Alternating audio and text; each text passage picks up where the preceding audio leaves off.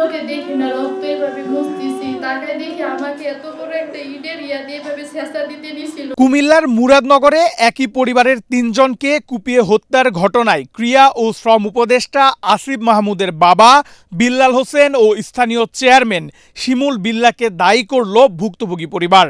৪ August সোমবার জাতীয় প্রেসক্লাবে এক সংবাদ সম্মেলনে এই ২ জনকে গ্রেফতারের দাবি জানান ওই ঘটনায় মারাত্মক জখম হয়ে প্রাণে বেঁচে ফেরা রুমা আক্তার। ওদের স্বপ্ন পূরণে পাশে থাকতে পেরে আমরা গর্বিত।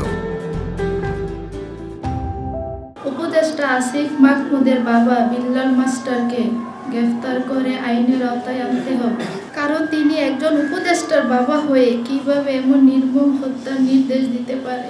শিমুল চেয়ারম্যান সহ অন্য সকল আসামিরা এখনো যারা প্রকাশ্যে ঘুরে বেড়াচ্ছে সে সকল আসামিদের অবিলম্বে গ্রেফতার করতে হবে। সংবাদ সম্মেলনে তিনি দাবি করেন এ ঘটনা ঘটেছে উপদেষ্টা আসিফ মাহমুদের বাবা বিল্লাল হোসেনের মদদে। রুমা আক্তার বলেন, বিল্লাল হোসেনকে প্রধান আসামি করা হলেও তার নাম বাদ দিয়েছে পুলিশ। প্রথম দিকে রেপ করতে কিছু আসামি ধরার পর থেকে আজ পর্যন্ত আর কোনো আসামি ধরা হয়নি। তবে এই মামলা নিয়ে আমাদের আপত্তি থাকলেও থানা পুলিশ তাতে কর্ণপাত করছেন, কারণ এই ঘটনায় আমার বোন রিক্তা আক্তারকে বাদী করলেও আসামি সাজিয়েছে পুলিশ নিজেই।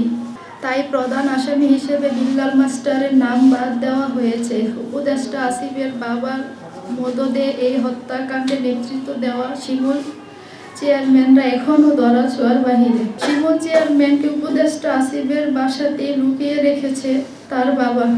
এ সময় সেই হত্যাকাণ্ডের দুঃসহ স্মৃতি মনে করে বারবার কান্নায় ভেঙে পড়েন রুমা আক্তার। এমন নির্মম হত্যাকাণ্ডের পরও কেউ তাদের পাশে দাঁড়ায়নি বলে অভিযোগ করেন রুমা। নেহাল আহমেদ প্রান্ত, বাংলাদেশ প্রতিদিন।